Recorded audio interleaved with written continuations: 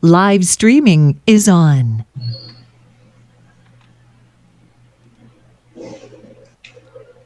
Então, pessoal, como eu tinha comentado, né, a gente vai fazer aí uma retrospectiva dos nossos estudos online, né, do Consolador, para que a gente tenha uma ideia, né, nesse período, né, a gente começou lá no dia 24 de março, né, na questão 189 do Consolador, e o nosso último estudo agora foi dia 28 de dezembro, né. Desses estudos a gente tem aí 41 vídeos na nossa playlist, né? Repassando aí essas 62 questões, né, que foram feitas ao longo desse ano. A gente começou lá não sei se vocês conseguem ler aí direitinho, mas na parte da filosofia, começamos lá no sentimento, no dever, né? Então foi na segunda arestinha ali do nosso triângulo, né? E fomos até a primeira questão da virtude na evolução, né? A virtude é a última partezinha da filosofia. Então a gente deve estar terminando aí loguinho essas questões. Então, pessoal, a ideia do nosso estudo de hoje é a gente pegar aqui, eu separei 16 temas, tá? Estão numerados aqui de 1 a 16, tá? Como eu falei ali baseado, né, no que foi feito no estudo minucioso do Evangelho. E um pouquinho. E, e a ideia é que eu vou chamando um por um, tá? Na minha sequência aqui, e a gente vai ter algumas palavras-chave, tá? Nesses númerozinhos, que elas vão estar relacionadas aí a um tema, uma situação, não é? E daí, junto com esse tema, essa situação, eu tenho a questão do Consolador, que corresponde a essas palavras, tá? E também depois eu tenho a resposta de Emmanuel, tá? Então, quando vocês escolherem o número aí, né, a partir da palavra vocês podem comentar, né, o que vocês lembram dos estudos.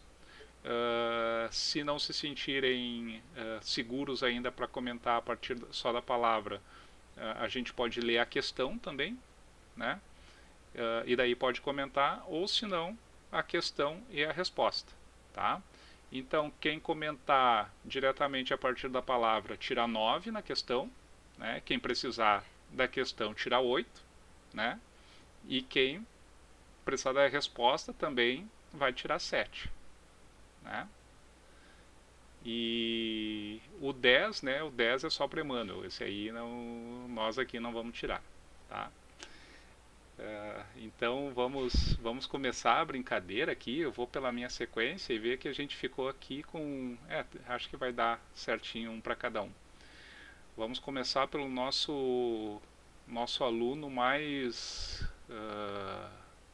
assíduo do estudo aqui, primeiríssimo da lista, seu Otávio. Seu Otávio, o senhor tem a honra de escolher o primeiro número. Obrigado pelas considerações, Marco. Me dá o dobradinha 1 aí, por favor. Essa é boa. Duas asas, Otávio. Lembra alguma coisa dos estudos quando a gente falou das duas asas? Eu lembro sim, eu diria assim, dos comentários. Agora, do conteúdo, realmente eu não lembro, Marcos. Fica à vontade, Otávio. Se tu quiser comentar a partir só das palavras, se tu quiser ver a questão, se quiser ver a Não teria condições agora, não. quer ver a questão que corresponde às palavras? Pode ser, por favor.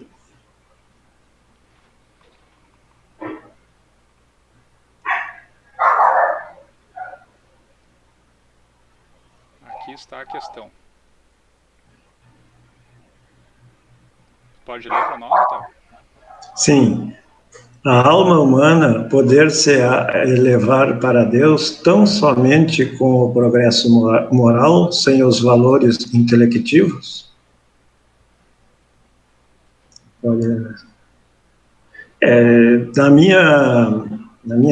Posso falar? Com certeza. Na minha percepção, assim, eu não vou falar com certeza, eu detesto muito essa palavra eu acho, porque isso aí para mim representa um meio termo, mas tem determinadas coisas que às vezes a gente tem que dar mão à palmatória, né? Então, a alma humana poderá elevar-se a Deus para... ele teria que ter, no caso aí, os dois valores, né? Tanto o moral como o intelectivo, né?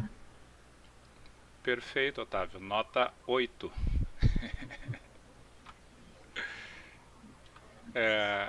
Olha só, pode ler para nós a resposta de Emmanuel? Sim. O sentimento e a sabedoria são as duas asas com que a alma se elevará para a perfeição infinita. No círculo acanhado do orbe terrestre, ambos são classificados como adiantamento moral e adiantamento intelectual. Mas, como estamos examinando os valores propriamente do mundo, em particular, devemos reconhecer que ambos são imprescindíveis ao progresso. Sendo justo, porém, considerar a superioridade do primeiro sobre o segundo, porquanto a parte intelectual sem a moral pode oferecer numerosas perspectivas de queda na repetição das experiências, enquanto que o avanço moral jamais será excessivo, representando o núcleo mais importante das energias evolutivas. Perfeito, é isso aí então, né, Otávio? Não Sim. sei se tu lembrou agora da questão, mas Emmanuel faz essa comparação com as duas asas, não é? Que a gente sempre comenta também, né? Que nunca vi um pássaro voar com uma asa só, não é? Sim, e claro. aí ele fala da elevação, não é? O nosso voo rumo à perfeição a partir das duas asas. Mas que a gente tem que focar na asa moral, não é? Porque é a nossa asa mais atrofiada e também ter a moral mais avançada do que o intelecto não traz problema, não é? No entanto, a gente ter o intelecto mais avançado que o moral, aí que reside o nosso problema, não é? Os nossos problemas atuais em termos de civilização. Exatamente. Sim, o que pode nos levar mais próximo de Deus, né? É o adiantamento moral, né? Com certeza. Tá certo. Muito obrigado, Otávio. Valeu. Vou passar aqui na minha sequência agora, então, para Leila. Quer escolher um número para nós, Leila?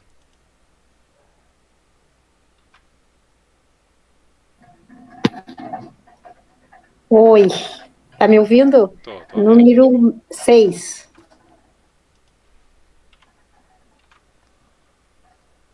Doutrinação e evangelização. A gente teve uma questão que a gente viu a respeito de doutrinar, a diferença, né, de doutrinar e evangelizar.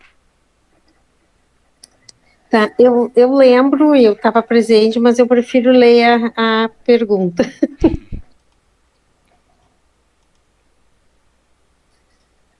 Existe diferença entre doutrinar e evangelizar? Eu acho, na minha opinião, agora o Otávio falou que não gosta da palavra eu acho, mas eu acho que a diferença é bem grande em evangelizar e doutrinar. Eu acho assim, que evangelizar é ensinar, né, e doutrinar é meio um pouquinho mais forte.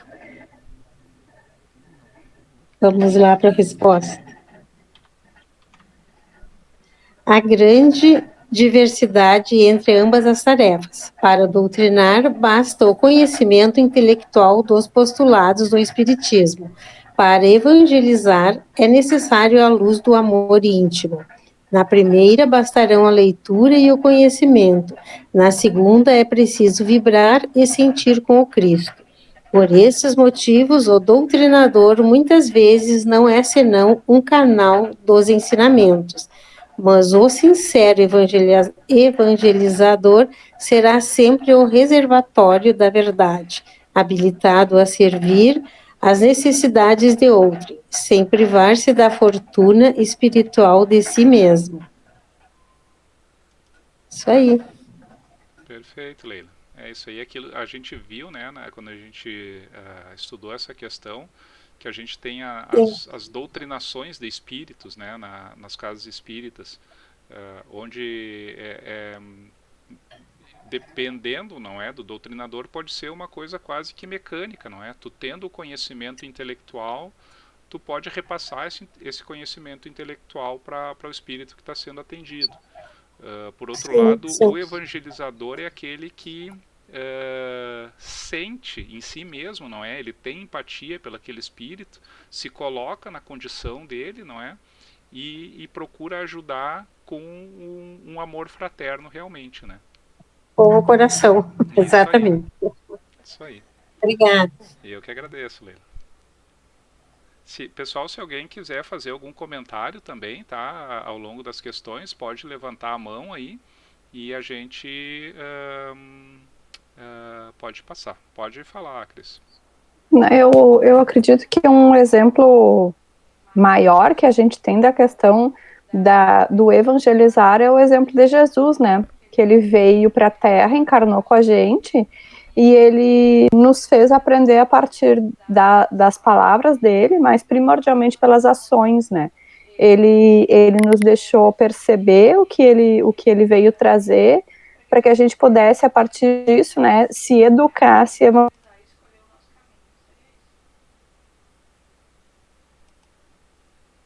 É isso aí. Eu lembro também de muitas histórias do Chico, né, em que ele vinha uma pessoa com uma dor muito forte e ele chorava junto, não é? Ele sentia junto aquela dor e chorava junto. Ele poderia simplesmente estar repassando um conhecimento, não, isso aconteceu por causa disso, tal e tal e tal. Mas não, ele tinha empatia realmente, não é? Por quem estava sofrendo, não é? Passando agora, tenho aqui na lista a Nádia. Nádia quer escolher para nós aí um númerozinho.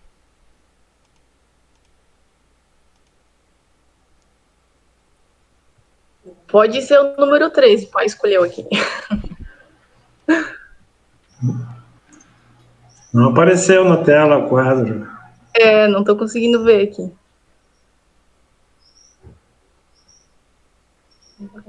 A Cris aqui está vendo, não sei se os demais... Tem só um M para mim aqui. Eu não estou vendo também, não. Aqui apareceu para mim.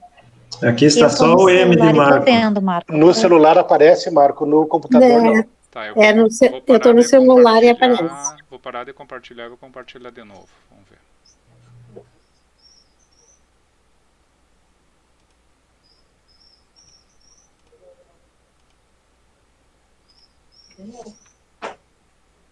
Eu ainda não vejo aqui, Marco. Sem aqui. O Alexandre atualizou a página e daí apareceu no computador. Tá. Tenta atualizar, Nádia, ver se tu consegue. Vou tentar.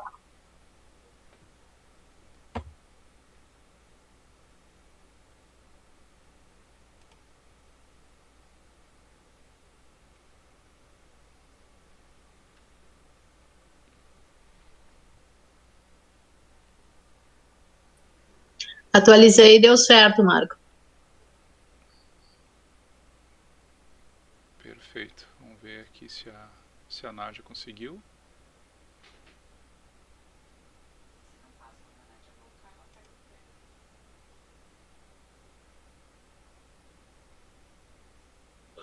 Atualizei e deu certo para mim também, Marco. Conseguiu, Nádia?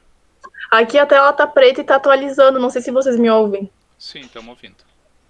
A tela tá preta e tá a bolinha girando ali, não consigo ver nada. A minha eu tive que atualizar 2 vezes, Nádia, para poder ouvir. Tem que sair e entrar de novo. Então eu vou deixar o 13 para ti, Nádia, e vou chamar o próximo. Daí quando tu conseguir ver aí, a gente retoma o 13 contigo, tá? É o 13, Marco. A gente escolheu o 13. Aqui está ok, Marco. Tá. Mas a Nádia não consegue ver ainda, né? Não, pera, deixa eu tentar pelo celular, só um pouquinho.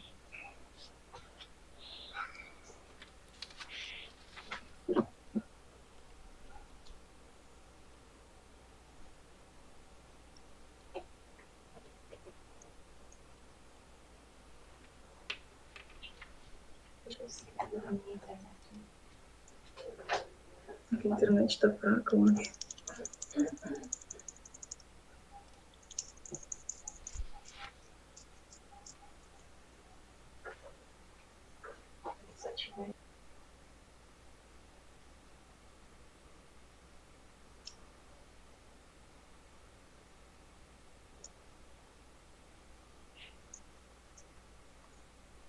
Agora deu certo aqui. Consegui. Beleza. Então o tema é dor física e moral, Nádia. A gente tinha escolhido a 3, mas pode ser essa. 3? Era 3. Mas pode ser essa, Marco. Pode ser. Agora eu tô duplo. Peraí.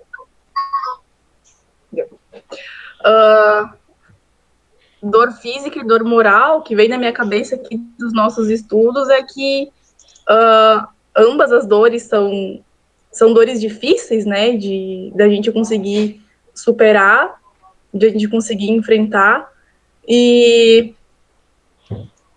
com o conhecimento da doutrina espírita, as duas dores são mais fáceis da gente conseguir, digamos assim, conviver ou superar. A gente consegue ter um entendimento melhor da vida e a gente consegue perceber que se aquilo está acontecendo naquele momento para nós é porque existe um aprendizado por trás disso, né? Perfeito. E qual dói mais, Nádia? A física ou a moral? Olha, é difícil, né, conseguir julgar a dor do outro, mas a moral também dói.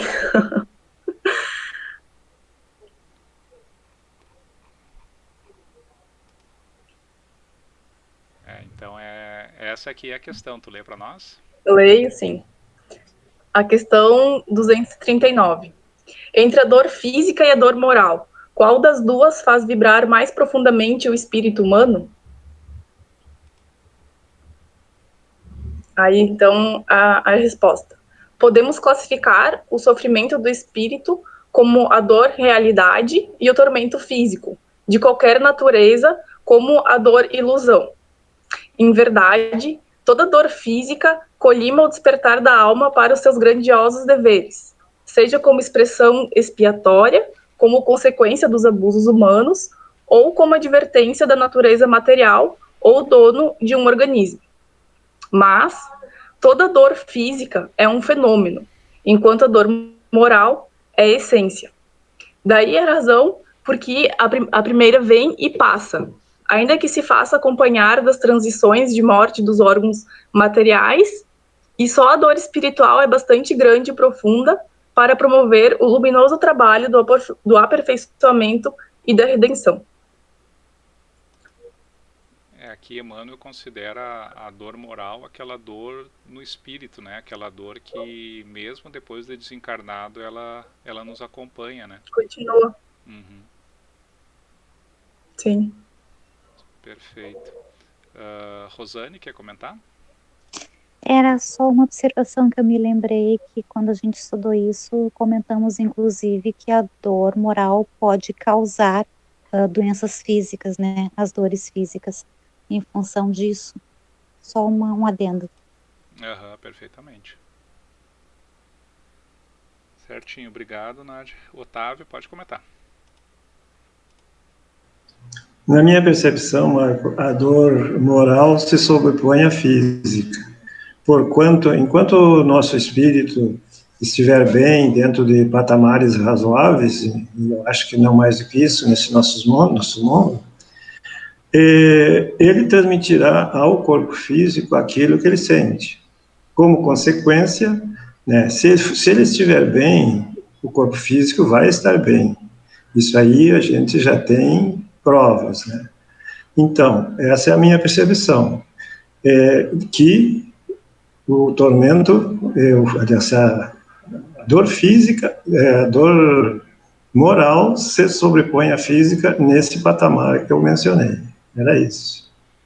Perfeito, Otávio, é isso mesmo. A gente pode lembrar também dos estudos, né, que muitas vezes uma dor física, ela é como se o nosso corpo físico, né, fosse uma esponja puxando aquelas mazelas, aquelas imperfeições do nosso perispírito, não é? Então, muitas vezes essas dores, elas são naquela encarnação, não é? Enquanto que uma dor moral, uma dor de ter feito mal a alguém ou a muitas pessoas, essa aí, ela, além de ser persistente, ela vai exigir ainda, muitas vezes, uma dor física para ser amenizada, não é? Então, justamente, essa dor moral, considerada dessa forma, ela faz, vamos dizer, ela persiste por mais tempo e ela dói mais, né? Pode falar, Éder. Essa questão ela é muito importante, porque ela nos remete à nossa situação espiritual pós-desencarne. Quando desencarnarmos, nós vamos nos deparar com a nossa consciência. E a nossa consciência é que vai nos dizer, vai determinar o nosso bem ou mal-estar espiritual. Não, então, a culpa, ela é uma das maiores fontes de dor moral que nos acompanha, né? Porque ela talvez ela seja a ausência do arrependimento real, né? Que quer reconstruir, que quer refazer. Então, quando nós nos culpamos, nós entramos num processo doloroso muito grande que gera até mesmo consequências físicas, né? Mas principalmente no nosso desencarne, né? Então, as dores morais, que são as mais fortes, elas nos acompanham, como disse o Marco, né? E determinam o nosso bem ou mal-estar espiritual. Então, é muito importante que a gente atente para essa questão, né? Para que a gente possa, aos pouquinhos, né, ir vencendo mágoas, ressentimentos, esses processos dolorosos, um abandono, né? O desencarne de um ente muito querido, que muitas pessoas não aceitam isso, se transforma numa ferida muito grande, né? E por aí vai. Então tem diversas dores morais e nós temos que atentar para isso, porque elas podem ser a geradora de todo o processo físico também, que quando não aceito pode também nos chafurdar. Hein? Obrigado, Éder. Eu tenho aqui o Otávio, depois a Débora para comentar. E Marcos, ao longo do tempo eu venho observando as pessoas, muitas vezes, com problemas, né, físicos, que pelo menos elas pensam que é físico, dizendo, eu não consigo dominar meus pensamentos, as minhas aflições. Mas no momento em que o espírito, que nós temos percepção de quem nós somos, acreditando em nós que eu digo espíritos, nós vamos dominar tanto o pensamento quanto os sentimentos. Eu tenho uma percepção comigo de 3 pilares que me auxiliam em minha trajetória terrena, claro, que o restante dos órgãos do corpo físico, que é o pensamento, o sentimento e a razão. Então, no momento que a gente consegue uma percepção maior e que domina principalmente o pensamento e o sentimento, nós vamos ter um controle de nós. Não é fácil, não é rápido, mas a gente consegue. É isso aí. Obrigado, Otávio. É exatamente isso, né? Muitas vezes a gente quer a solução das dores, dos problemas de fora para dentro, não é? E a gente tem que se dar conta que a solução ela é de dentro para fora. É exatamente isso aí. Débora, pode comentar. Eu queria reforçar a importância da dor moral ainda para o nosso planeta, para a Terra ainda quanto um mundo de provas e expiações. Então a dor ela é de fundamental importância para o espírito, como se fosse o fertilizante para uma planta. Então é através da dor que começam a nascer as nossas virtudes. No momento em que há a compreensão dessa dor, há o despertar para uma vida maior começam a nascer a paciência, a tolerância, a indulgência. Então, a dor, ela é para a alma como se fosse o expurgo. Ela é muito importante, a dor moral, e dela decorre, somatizando no corpo físico, a dor física. Perfeito, Débora. A gente sabe que a gente aprende pelo amor ou pela dor, não é? Mas geralmente a gente escolhe a dor. É por isso que a gente está aqui ainda. Então é justamente isso aí. Ele é a amiga dor, não é? A irmã dor. Acho que podemos passar para o próximo. Aí essa questão da dor também, né? A gente estudou bastante no horário no segundo horário, não é? Ao longo desse ano, quando a gente viu o Código Penal da Vida Futura, né? A gente viu bastante temas a respeito dessa da dor em si, não é? Eu tenho aqui agora na minha lista o Janderli. Vamos lá, então. Vamos de 5, pode ser? É o bingo do Consolador aqui, Janderli. Autoiluminação. Meu Deus, autoiluminação. Eu vou para a questão, eu acho, Marco, que é mais seguro. Como iniciar o trabalho de iluminação da nossa própria alma? Bom, aqui é a questão de pensar, né? Que a gente é responsável pela nossa, digamos assim, iluminação a partir do que a palavra nos diz, né? Então, quando a gente pensa em ser espírita, eu acho que a gente pensa nesse crescimento, né? Esse crescimento viria a partir dessa iluminação, e esse trabalho, efetivamente, é que vai, digamos assim, resgatar nossa alma de uma maneira geral. Obviamente, sendo bem sucinto, né? Tentando só pegar o fio da meada. Vamos pegar a resposta? Pode ser.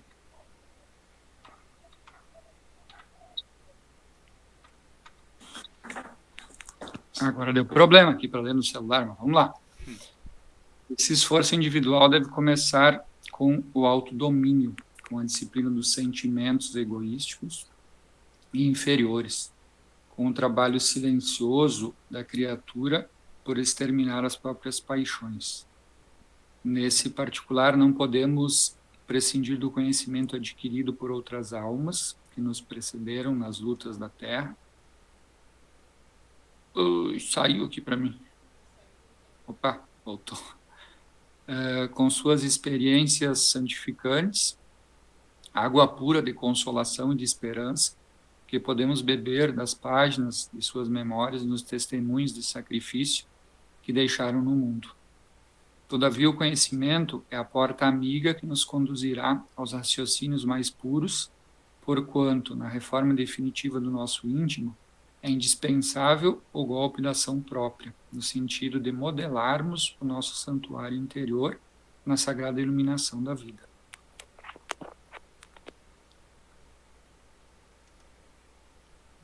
Então, Jander, isso aí, a gente trabalhou bastante, não é, ao longo aí do Consolador, não é? Essa questão das nossas más tendências, não é? A gente tem, todos temos uma ideia fixa, uma tendência que se sobrepõe com relação às outras, não é? Então aqui Emmanuel nos traz que nós precisamos conhecer essas más tendências, não é? E trabalhar no autodomínio delas, não é? Então a gente começa o trabalho da iluminação por ir melhorando aquilo que nós temos de pior, né? Que nos puxa mais para baixo. Estou pensando uma coisa, Marco, aqui que eu acho que tem relação. Quando eu falei de um tema, agora no mais próximo do final do ano, eu falei sobre vontade, né? Vontade e cooperação. Tá? E aí eu acho que vem um pouco desse conhecimento, né? Criar esse nosso, se é possível chamar de domínio das paixões, né? Mas a gente precisa dessa vontade para chegar no nível da boa vontade da cooperação, né? É isso aí, a primeira coisa é vontade de melhorar, né? Eu tenho aqui a Rafaela para comentar e depois o Otávio. Eu acho bem importante essa questão porque ela fala do autoconhecimento, né? E os filósofos antigos já falavam sobre isso. Por exemplo, Sócrates, ele falava que é importante nós nos conhecermos. Ele tem aquela frase famosa, conhece-te a ti mesmo. E posterior a ele vem o Aristóteles e fala algo similar a isso. Porque quando a gente se conhece, a gente tem o domínio das nossas tendências. Mas, por exemplo, também a gente não precisa transferir esse conhecimento para outra pessoa. Por exemplo, um médico não tem como saber inteiramente o que passa no nosso corpo, como a gente se alimenta 24 horas por dia. Ele vai ter uma base daquilo que está acontecendo com ele perante aquilo que a gente descreve. Mas, por exemplo, se eu chego com uma enfermidade para um médico, não tem como ele saber o que eu estou sentindo também. Então, quer dizer que nós devemos ser responsáveis também por aquilo que a gente sente, tanto inconscientemente quanto conscientemente, porque tudo isso vai ter um resultado na nossa vida. Que a gente tem que ser o capitão do nosso barco, que nem o Descartes fala. E eu acho que era isso. É isso mesmo, Rafa. A gente trabalhou nessa questão bastante, a questão 922 do Livro dos Espíritos, né? Que Santo Agostinho começa a resposta dizendo, né? Um filósofo da antiguidade disse, conhece-te a ti mesmo. É exatamente isso aí, né? A gente precisa se autoconhecer. Até como tu citou, né? O caso dele, um médico não sabe o que aconteceu, né? Se nós vamos num psicólogo, a gente vai e fala o que a gente quer falar, não é? Geralmente a gente não fala tudo, né?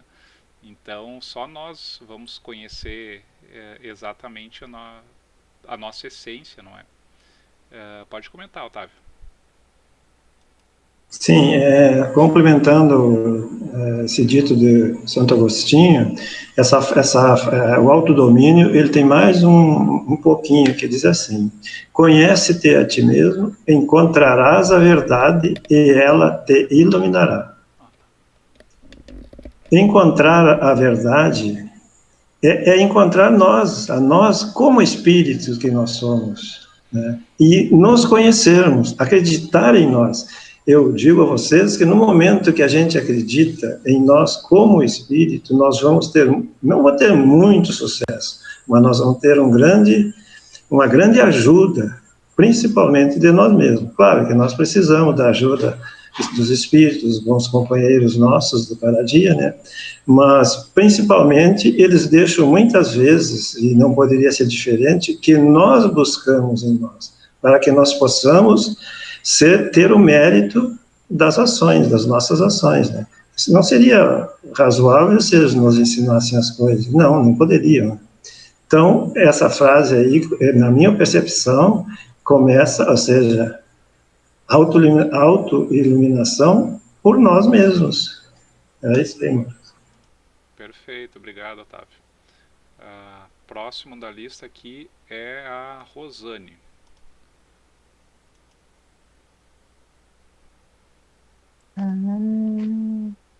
Pode ser, então, o 3, que a colega tinha escolhido. Vigilância pessoal, Rosane. Vigilância pessoal. Ajuda dos universitários. Não pode colar do chefe. Não, o chefe não tá fazendo o que não sabe também. Pode dar a pergunta, Marco?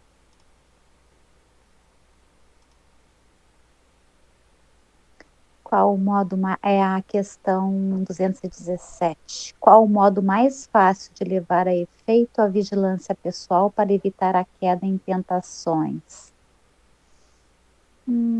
Essa eu não estou me lembrando. Eu não sei se não tive uma falta aí nessa aula. Mas vamos lá. Qual o modo mais fácil de levar a efeito a vigilância pessoal e evitar a queda em tentações? Eu acho que tem a ver com o que foi falado anteriormente, da autoiluminação, da gente se conhecer, da gente conhecer as nossas fraquezas, creio eu, dos nossos defeitos, né? E aquela questão de sermos muito mais severos com os nossos erros do que com os outros. Creio que mais ou menos por essa linha, Marco. Não sei se eu tirei o meu 8. Vamos ver, confirma? Confirma. Por sua conta e risco.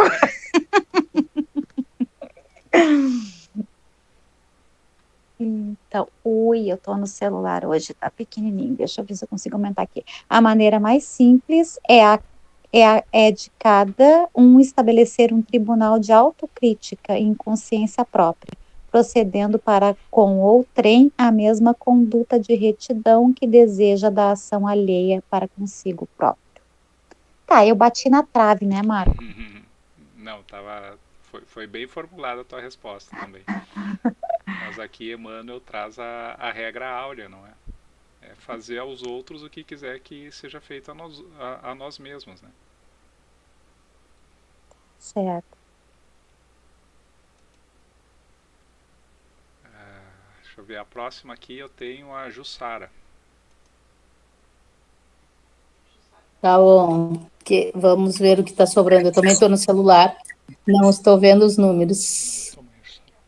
Tá, o 7, de novo.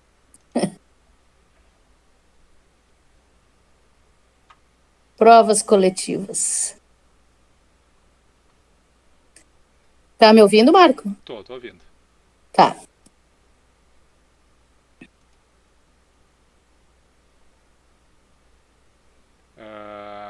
Quer ver a questão, Jussara? Ou... sim. Eu acho que é melhor. Eu tenho uma ideia, mas como se processa... Como se processa a aprovação coletiva? Tem alguma ideia? São aquelas responsabilidades que nós assumimos aqui, né? Que coletivamente, não é uma questão individual, não é uma responsabilidade só minha, é alguma coisa que eu, junto com outros, fizemos, como essas questões que se fala bastante na época dos romanos, essas situações assim. Então, para fazer um resgate, para fazer aquilo que nos comprometemos, de alguma forma nós iremos nos reunir de novo para dar contrapartida, para dar o nosso testemunho de que nós estamos mudando, estamos melhorando. A ideia é mais ou menos essa. Vamos ver o que tem aí, então. Na aprovação coletiva, verifica-se a convocação dos espíritos encarnados, participantes do mesmo débito, com referência ao passado delituoso e obscuro. O mecanismo da justiça na lei das compensações funciona, então, espontaneamente, através dos prepostos do Cristo, que convocam os comparsas na dívida do pretérito para os resgates em comum. Razão porque, muitas vezes, intitulais doloroso acaso as circunstâncias que reúnem as criaturas mais díspares no mesmo acidente, que lhes ocasiona a morte do corpo físico ou as mais variadas mutilações no quadro dos seus compromissos individuais. Daí, Marco. É isso aí, não é bem o que tu tinha comentado antes de ver a resposta, né? É a questão de serem espíritos participantes do mesmo débito, não é? Uhum. Perfeito, obrigado, Jussara. Éder, pode comentar. Importante comentar, Marco, que é o mesmo, não da mesma ação, né? Mas o mesmo tipo de débito poderá ser de forma coletiva, eu e tu, a Lucia, a Cris e o Otávio nos reunimos para cometer um crime. Nos comprometemos coletivamente a gente vai passar. Mas todos aqueles criminosos que porventura fizeram o crime podem se reunir num determinado momento, né, e quitar aquilo, não necessariamente no mesmo encarnação, no mesmo momento, né. Então, está correto tudo o que a Jussara colocou aí, o que a questão fala aqui, né, mas ela não necessariamente é sobre o mesmo momento, né, é o mesmo tipo de acontecimento, né, tanto que muitas das vezes, né, de acordo com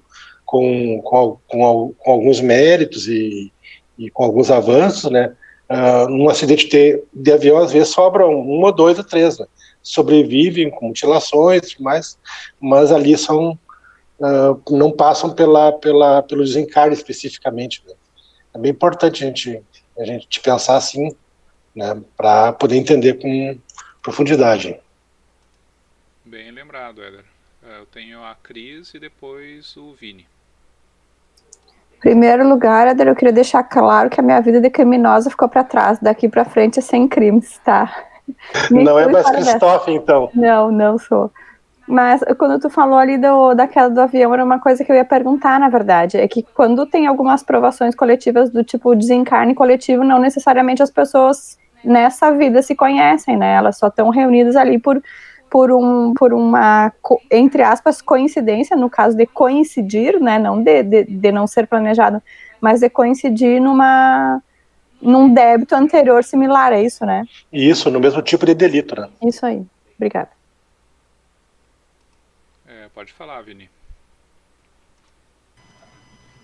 O que eu vejo nessa questão é que é afinidade, né? Nós nos reunimos muitas vezes em grupo por afinidade, e por afinidade, muitas das vezes, nós erramos juntos.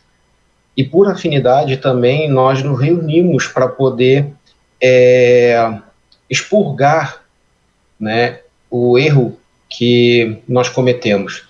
E por muitas vezes, pessoas que não se conhecem na encarnação presente estão juntas dentro de um circo, ou dentro de um avião, ou dentro de um prédio, por exemplo, né?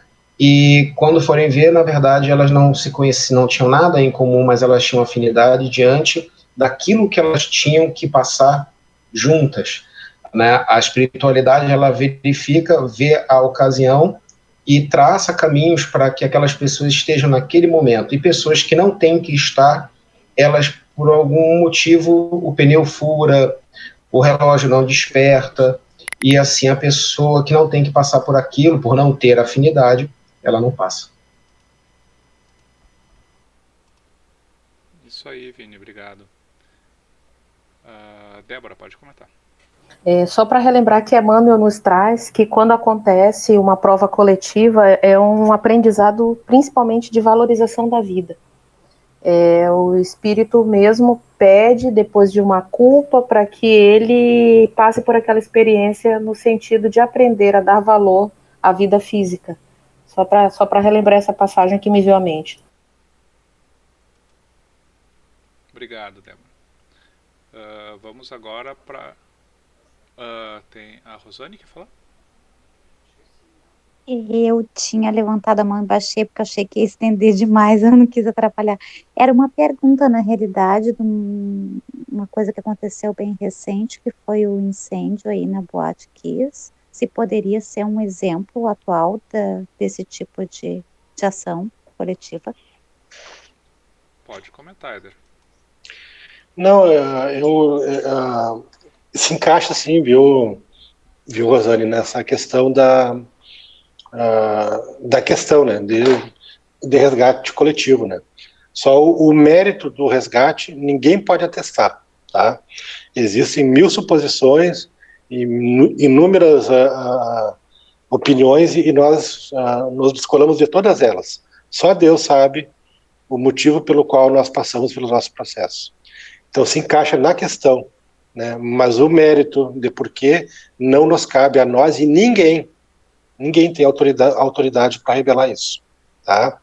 Então, quando a gente passa por um processo desse que vivemos aqui em Santa Maria, nós temos que ter todo o cuidado, né? Porque nós estamos falando com mães e pais em sofrimento profundo, né? E surgiram 1000 teses, e a gente tem que refutar todas elas. Temos que respeitar a todos os pais, e jamais dizer que aquele jovem mais lindo, mais bonito, né, passou por isso por causa disso. Ninguém pode atestar isso. Nós temos que nos compadecer, encher o nosso coração de compaixão e consolar. O Boa Nova teve essa grande responsabilidade diante de 1000 assuntos que surgiram os mais diversos, absurdos que colocaram. Nós trouxemos uma mãe que perdeu 2 filhos, que é a Célia Diniz, botamos lá no teatro com 70 e poucas famílias, de católicos, evangélicos, tinha até muçulmano junto, para que ela conversasse com o coração com esses pais, para que o mérito nunca afetasse a nenhum pai, né? Toda dor, ela tem que ser respeitada, e nós não podemos, e muito menos em nome do espiritismo, né, fazer qualquer tipo de suposição pelo mérito. Bem lembrada a tua questão, viu, Rosane? Mas ela se encaixa no sentido de resgate coletivo, sim. Ponto. Ok, obrigada. E a tua explicação foi espetacular. Obrigada. Pode falar, Vini. Complementando o que o Éder falou, que eu concordo muito com o que ele disse, o que nos cabe é justamente mantermos esse sentimento de compaixão, né?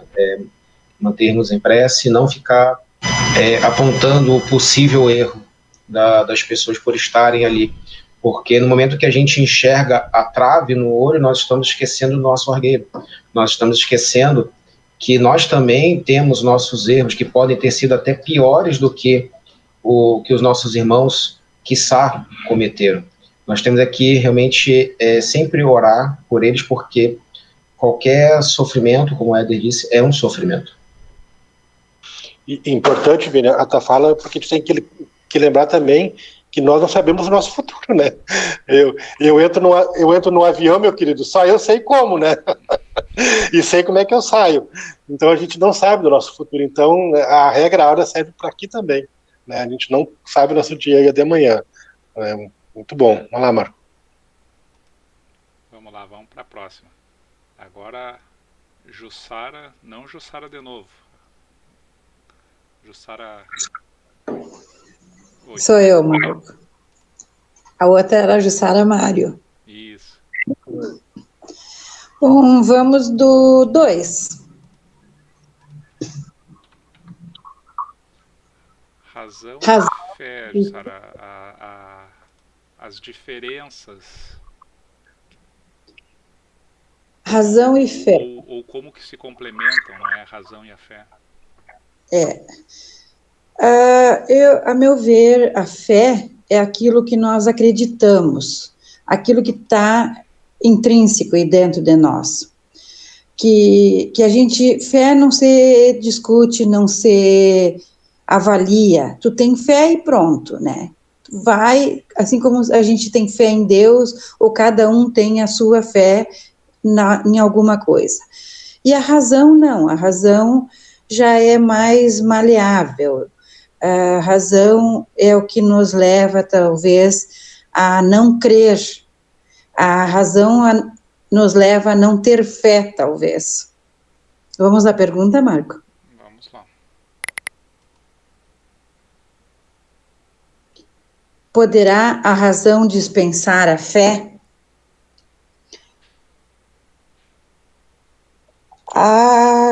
Eu acho que uma coisa é dependente da outra. Mas quem tem fé, talvez não use muito a razão. Acho que eu vou pedir a resposta, Marco.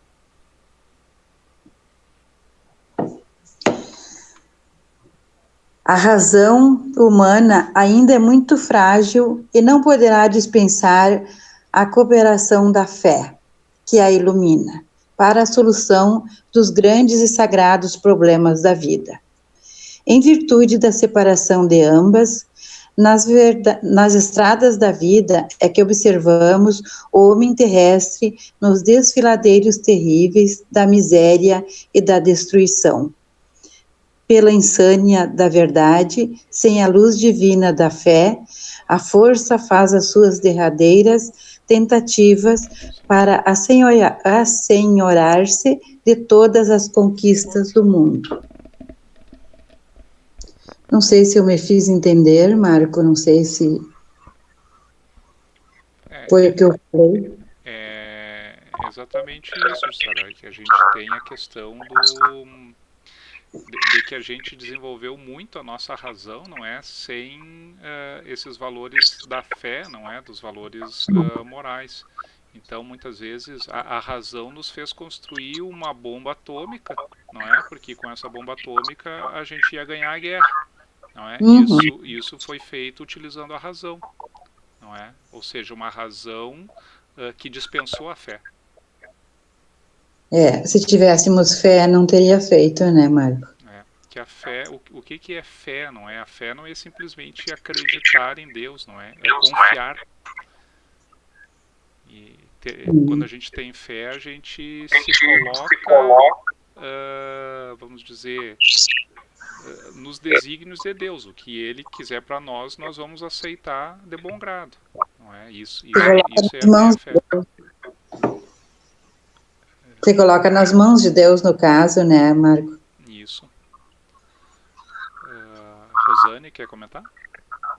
Então, só para complementar, eu acho que o Espiritismo veio justamente para juntar essas duas coisas, não é mesmo? Porque é uma fé, só que uma fé utilizando também a razão. Porque a fé cega é complicada, né? A gente sabe que é bem complicada. E aí o Espiritismo veio para juntar essas duas coisas. A fé unida à razão. Eu acho que é mais ou menos isso.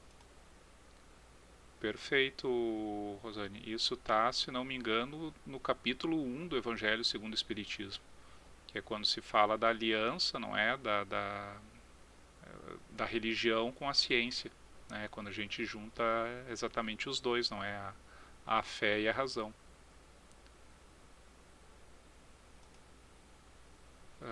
Vamos para o próximo. Eu tenho aqui a Luzi.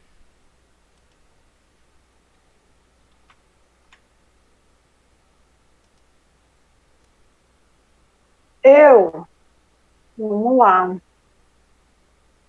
O 9.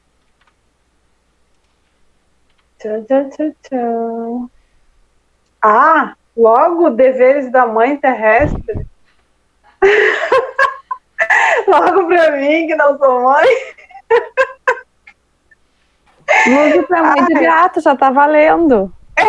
Só sou mãe de gato e de cachorro, né? Tá valendo. Eu acho assim, ó, a mãe terrestre, ela tem o dever de amar os filhos, mas ela também tem o dever de educá-los, colocá-los no caminho reto, né? Então, tem muitas mães que têm os filhos, né? Até estava assistindo uma palestra, eu acho que era do Aloysio Elias, que ele estava falando disso. Tem muito, colocando no contexto, né, mãe e pai, né? Tem muitos pais, principalmente agora na pandemia, né, que estão delegando aos filhos, dando coisas aos filhos, né, para, vamos dizer assim, amenizar a dor, né, que todos nós estamos sentindo por causa do afastamento social, né. E os pais não estão sabendo lidar com isso, né, lidar com os filhos 24 horas em casa, né. Então, estão começando a dar coisa ao invés de ensinar, né, diante da dor, o motivo das dores, né, como a gente estava estudando lá no início, que tinha a questão da dor, né, que a dor, ela é a alavanca impulsionadora que nos leva à evolução espiritual, que nos leva a conseguir as duas asas do amor, né, mas também, principalmente a do amor, né? Mas também a mãe, ela tem o dever de ensinar aos filhos o amor e tem o dever de ensinar a vida, né? Moralmente falando, materialmente falando, né? Dar o estudo, ensinar o caminho a seguir, materialmente falando, mas, por exemplo, uma mãe que tem um filho que vai se formar em medicina, né? Se ele desenvolveu, junto com a educação dela, o lado moral, ele vai ser um excelente médico. Se ele não desenvolveu esse lado moral, talvez ele não seja um médico humano, né? Um médico que vai ter misericórdia dos seus pacientes. Ele vai apenas fazer o trabalho dele. Mas pode botar a questão aí, Marco, que eu já falei demais. Não, perfeito, Lúcia. Tu pegou bem a essência da questão. Tá tão perfeito que tu pode tirar um 9. Oh! Viu? Que deve fazer a mãe terrestre para cumprir evangelicamente os seus deveres, conduzindo seus filhos para o bem e para a verdade. No ambiente doméstico, o coração maternal deve ser o expoente divino de toda a compreensão espiritual e de todos os sacrifícios pela paz da família. Dentro dessa esfera de trabalho, na mais santificada tarefa de renúncia pessoal, a mulher cristã acende a verdadeira luz para o caminho dos filhos através da vida. A missão materna resume-se em dar sempre o amor de Deus, o Pai de infinita bondade, que pôs no coração das mães a sagrada essência da vida. Nos labores do mundo, existem aqueles que se deixam levar pelo egoísmo do ambiente particularista. Contudo, é preciso acordar a tempo, de modo a não viciar a fonte da ternura. A mãe terrestre deve compreender, antes de tudo, que seus filhos, primeiramente, são filhos de Deus. Desde a infância, deve prepará-los para o trabalho e para a luta que os espera. Sumiu aqui, Marcos. Continua? Não, Ela termina aí. Termina aí.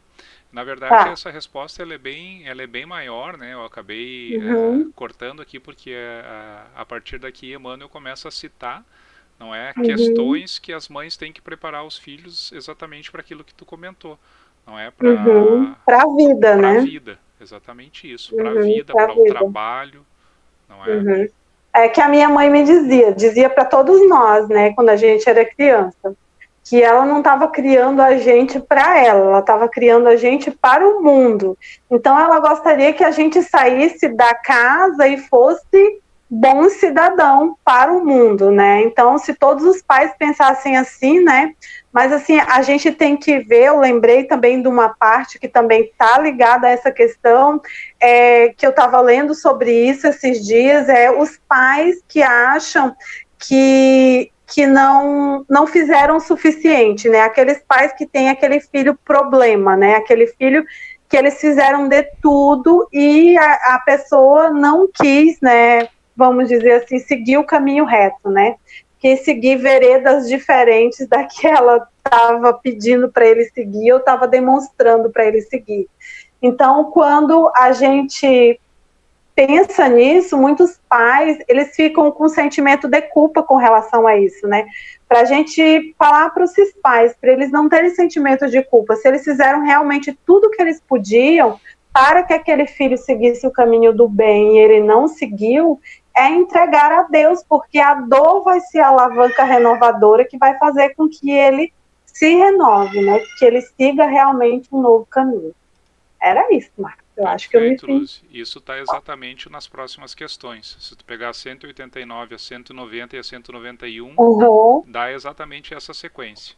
Não é? Isso quando os filhos são inflexíveis, não é? O que se deve fazer? Então, aí, né, nessa sequência está essa receitinha prontinha, né? Obrigado, Lúcia. Nada.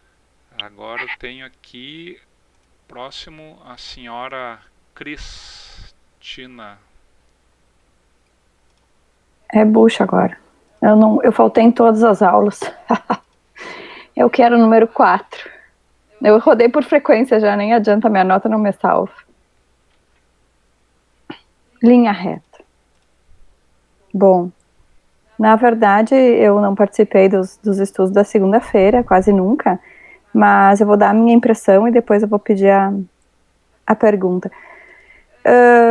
Acredito que o único espírito encarnado, né, na Terra que conseguiu efetivamente cumprir a sua missão em linha reta foi Jesus, né? Muitos outros espíritos bastante evoluídos fizeram um excelente trabalho e foi quase reto, mas se a gente botar uma reguinha, a gente vê que algum pouquinho se saiu. Então, a nossa missão aqui na Terra é tentar nos manter uma conduta o mais alinhada possível com o exemplo do Cristo, né? E assim tentar ser o mais reto possível, mas por questão da nossa evolução moral e do sentimento, né, intelectual e moral, a gente ainda não consegue fazer um caminho em linha reta, né? Então agora eu peço a pergunta, por favor. Eu não dei cola, tá, pessoal? Todos os espíritos que passaram pela Terra tiveram as mesmas características evolutivas no que se refere ao problema da dor?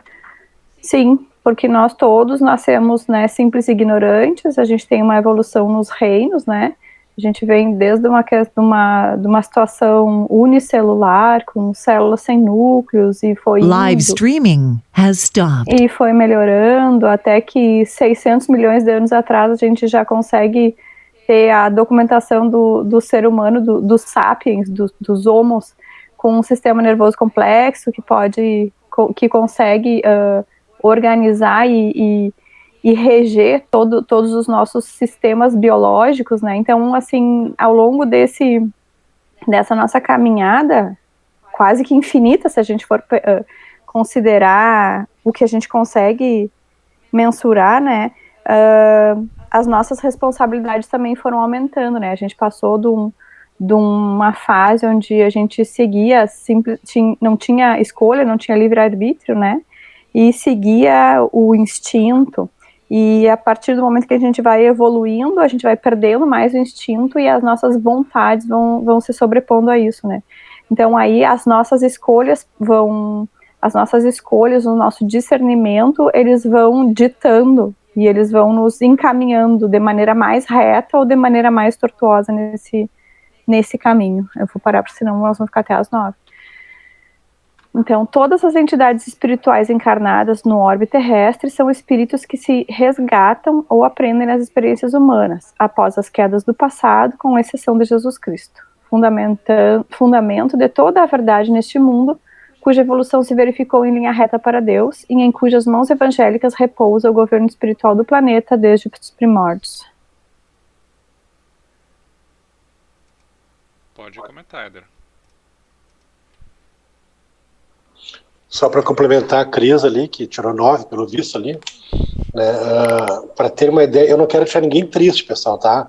Mas só queria dizer para vocês que lá no livro A Caminho da Luz, né, Emmanuel revela que os orbes em que Jesus evoluiu não existem mais. Ou seja, já foram extintos. A Terra vai durar quantos bilhões de anos aí, Marco? Qual é a previsão? 15 bilhões, né? Mais uns 7, 8. Uns 7 é coisa pouca.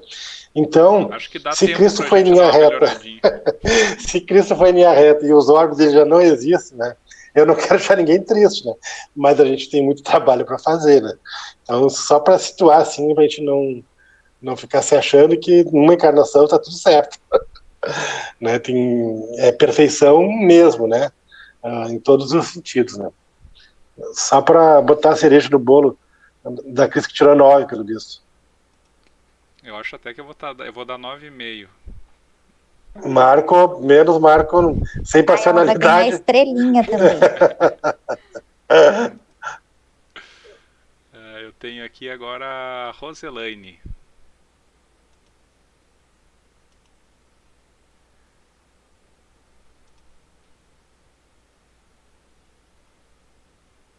Roselaine, tá por aí?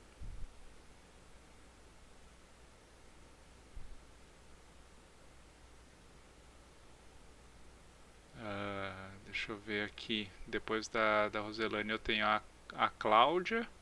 A Cláudia, não sei se ela tá no setor pobrinho da casa lá. 8, tá bom, Cláudia.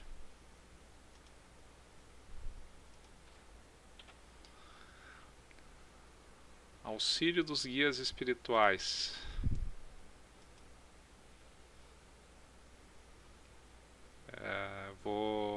Como a Cláudia vai ali pelo chat, então eu vou colocar aqui já a pergunta e a resposta.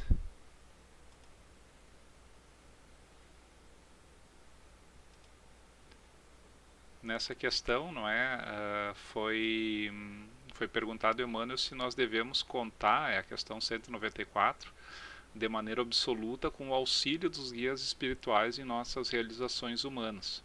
Não é? E Emmanuel comenta que um guia, ele poderá cooperar sempre nos nossos trabalhos, né? Seja nos auxiliando nas dificuldades de maneira indireta ou nos confortando na dor, estimulando para a edificação moral, imprescindível iluminação de cada um.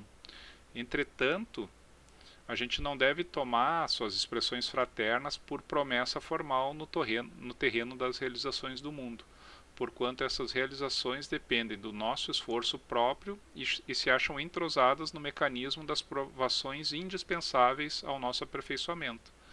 Não é? Então, os nossos mentores, os nossos amigos espirituais, não é, sempre vão nos trazer auxílio, força para enfrentar determinados problemas, não é? Mas de maneira nenhuma a gente pode querer que seja aliviada a nossa própria obrigação, não é? Porque é dentro do nosso esforço próprio, do nosso trabalho, que consiste aí o nosso melhoramento, tá? E para a próxima, vamos ver se o Zé abre a mão, né, Cláudia, e compra aí um fonezinho aí para tu poder falar com a gente aí também, tá bom? Obrigadão, beijo. Na sequência aqui eu tenho o Alex Chef. Vamos lá. Buenas, boa noite. Em homenagem à minha filha que esteve aqui recentemente, vou escolher o 14, que é o dia de aniversário dela, vai me dar sorte. Personalidade. Puxa vida. Posso ligar para um amigo? Pedir a pergunta, por favor.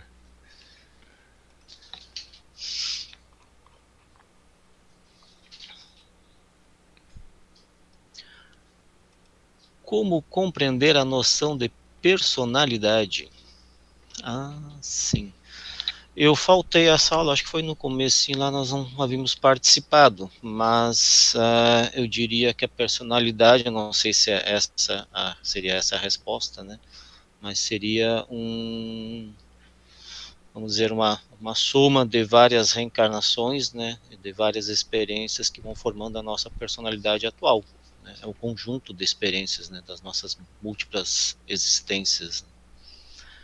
É o que eu consigo pensar.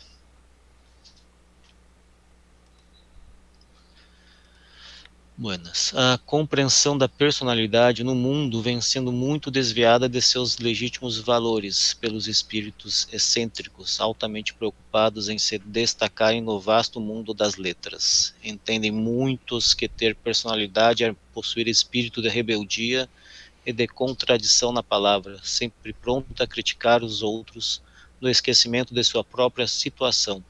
Outros entendem que um homem de personalidade deve sair do mundo afora, buscando posições de notoriedade em falsos triunfos, porquanto exigem o ouvido pleno dos mais sagrados deveres do coração.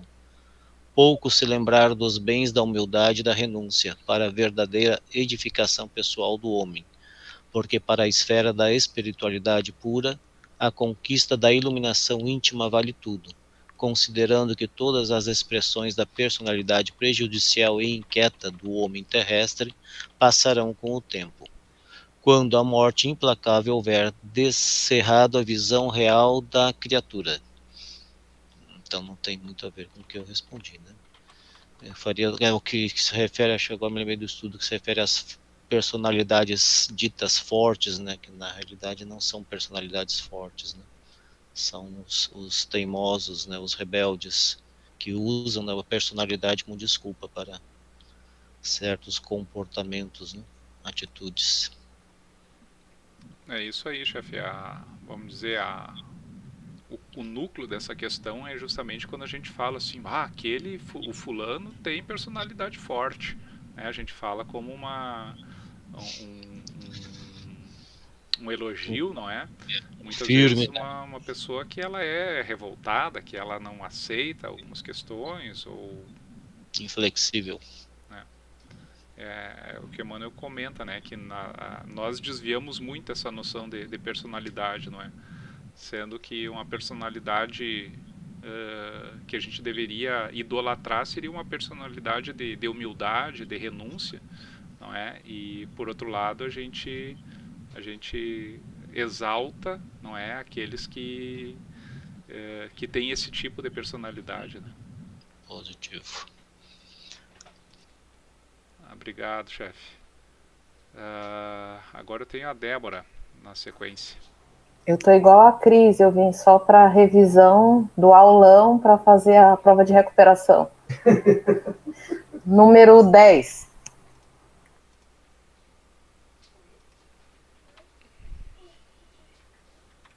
Prova e expiação. São dois conceitos muito importantes, né, que nós temos nos ensinamentos do Espiritismo, que são quando a gente é obrigado a passar por alguma questão e quando nós pedimos aquela questão como forma de entrar em acordo com a justiça divina, né? Pode colocar a pergunta?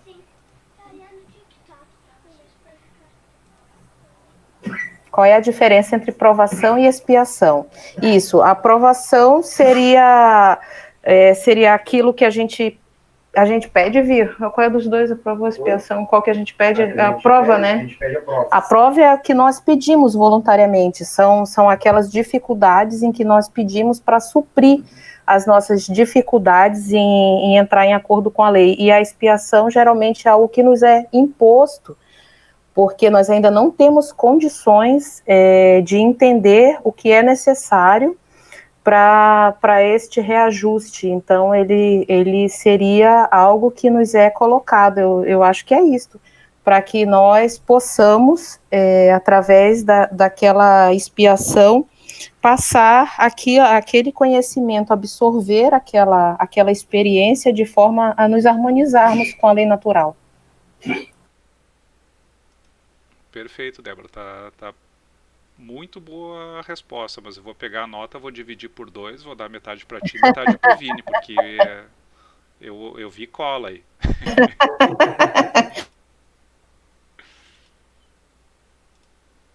A provação é a luta que ensina ao discípulo rebelde e preguiçoso a estrada do trabalho e da edificação espiritual. A expiação é a pena imposta ao malfeitor que comete um crime, né? Quando o ser ainda não tem a lucidez e a clareza espiritual para saber que aquele realmente é o caminho que ele precisa percorrer. A expiação ela é imposta como uma forma dele verificar, dele passar pela dor como se fosse um filtro que vai trazer lucidez e que vai trazer a noção de que ele faz parte do todo, de que ele precisa estar em consonância com essa harmonia. Perfeito, Débora. Essa questão eu achei ela assim extremamente interessante, assim, porque Emmanuel sintetiza assim, não é, em 3 linhas aqui essa definição de prova e expiação, que muitas vezes a gente fala assim, a gente vive num mundo de provas e expiações, como se fosse uma coisa só, não é? E tem a diferença, a prova da expiação. Rosane, pode comentar. Não sei se eu entendi bem a questão, mas as provas são as coisas que a gente passa, né, ao longo da vida para evoluirmos, para enfim, apararmos as arestas e melhorarmos. E as expiações é como se fosse, eu me lembro do Éder Roche falando, como se fosse uma quitação da dívida, não é isso? Pode falar, Éder. Não, tá correto, né? Todos os conceitos ali, as falas. Eu costumo sintetizar mais ainda Emmanuel, né? Dizendo que a expiação é o quê, né? Então, todos nós estamos em expiação. Né? O que cada um, né, tem que tentar ver aí, né? Buscar as causas das suas aflições, né? E a prova é como nós passamos pela expiação, que é a luta diária, que é o dia a dia, né? Que é o que nos faz com que a gente reaja, com que a gente trace um plano, né? Então, toda encarnação, ela é uma encarnação para espiar, mas espiar o quê, né? O que a vida nos apresenta, e aí cada um vai olhar para a sua vida, para o seu interior, para o seu meio e vai descobrir o quê, né? Muitas vezes as pessoas vêm com deficiência física para marcar claramente aquele processo expiatório, né? Mas a prova é como nós reagimos, né? A gente pode passar por uma expiação revoltado, né? No dia a dia não aceitar aquele processo. Então essa questão ela é incrível, ela é fantástica, né? Porque ela nos mostra o que nós estamos fazendo aqui, né? Então nós temos que aprender, nós não podemos ser preguiçosos, nós temos que trabalhar, edificar em nós todos os valores espirituais possíveis, porque é isso que vai nos fortalecer para que quando a gente passe pela expiação, né, que é o resultado dos nossos inúmeros crimes do passado, a gente consiga suportar isso, né? A dor vai bater na nossa porta em algum momento. A questão é como que nós vamos encará-la, como que nós vamos enfrentá-la, né? Quais os recursos que teremos para passar pela dor, que mais cedo ou mais tarde ela vai se apresentar para nós. Legal. Perfeito, Éder. Oi, pode falar, Débora, depois eu falo. Eu acho que dentro desse conjunto aí, o importante é o entendimento, né? Ele faz toda a diferença para você passar pela sua prova, quando você tem o entendimento do porquê e a aceitação, né? A revolta, ela atrapalha muito todos esses processos aí. Pode comentar, Vini.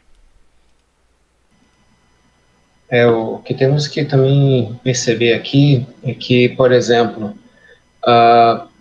vamos botar assim no nosso caso, é bem provável que nós estávamos juntos na hora da escolha da nossa encarnação, das provas que nós iríamos enfrentar, de todas as situações que nós falamos, eu aguento, eu faço, eu vou e vou seguir o Cristo. Contudo, há também espíritos que eles não fazem isso, eles não querem reencarnar, eles decidem não querer participar da escolha de como será a sua encarnação. Esses espíritos, eles não escolhem provações, na verdade, eles passam por expiações, eles passam por situações que eles precisam expurgar todo o mal que eles já cometeram em vidas anteriores.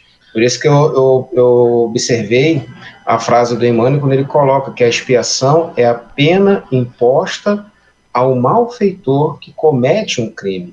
Geralmente esses espíritos, eles não querem reencarnar porque sabem que eles terão que enfrentar a justiça divina, eles não querem enfrentar a justiça divina. Contudo, entretanto, os outros, né, eles preferem e pedem, eu quero passar por determinada situação, eu quero me melhorar, e muitas vezes nós pedimos em demasia, e a espiritualidade chega para a gente e diz, é melhor aliviar, é melhor aliviar.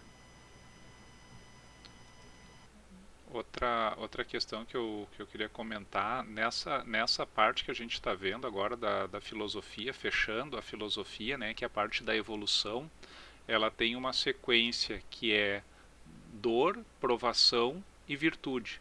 Não é? E Emmanuel não colocou nessa sequência de forma aleatória. Não é? A dor representa a expiação, realmente.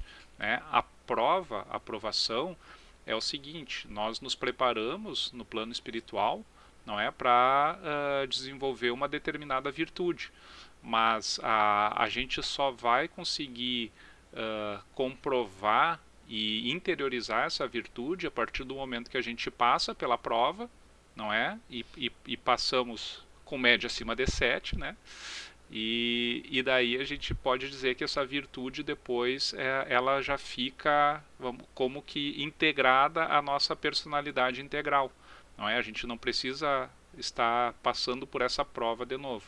Então é justamente isso. A expiação, não é, para eliminar, pagar esses débitos, não é? A partir dos débitos pagos, nós podemos passar pelas provas para então confirmar as nossas virtudes. Mas é exatamente essas questões, né?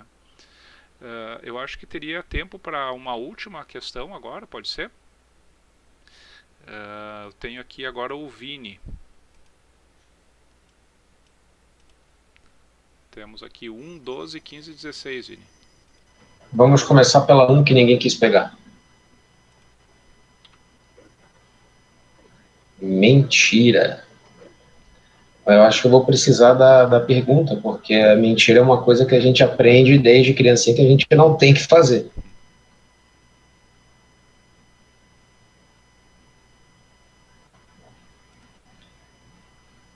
A mentira retarda o desenvolvimento do espírito.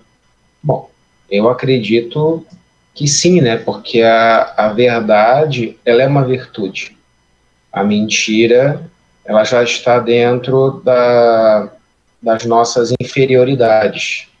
Então, sendo ela uma inferioridade, ela há sim de retardar o desenvolvimento do espírito.